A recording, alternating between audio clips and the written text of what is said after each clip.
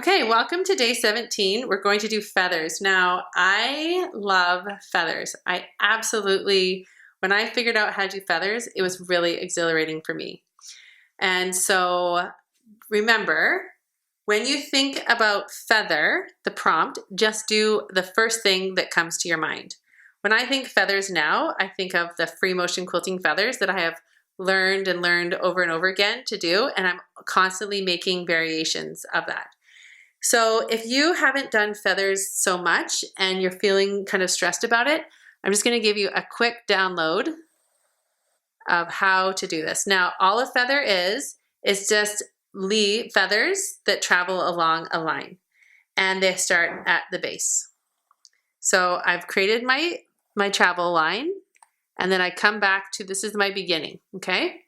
And then I'm just going to travel along this line. I'm going to create this pretty paisley, teardrop, whatever shape that looks like to you. And then I'm just going to travel along the vein. I'm going to start a new one. And I'm just going to travel along here and start a new one. You see what I'm doing? I'm having different travel paths, kind of like what I did for the vein. And this is the most simplest version of a feather. I'm just going to travel. I'm going to start a new one. Travel, start a new one. Travel, start a new one. This is super open, lots of different shapes and sizes. Oops, my hand slid. So you remember that thing about the edge of your paper? If your hand was on the paper and now it's getting off, you kind of have to plan for it. So you might have to hold your pen a little differently. You need to think about that. If it helps you, for example, I'm just gonna shift that.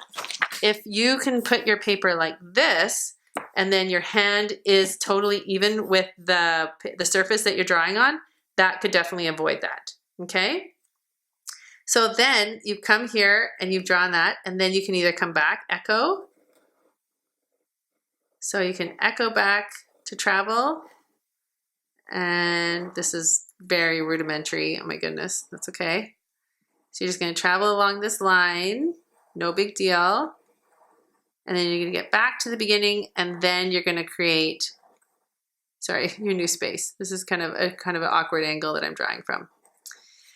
So then you do the same thing, okay? Now remember, when you're creating these feathers, you do not have to have them start and stop at the same place. That's not a big deal. Okay, so now remember, all a feather is travel along the vein, and you can create the vein in any shape you want. Can't wait to see what you do. See you on day 18.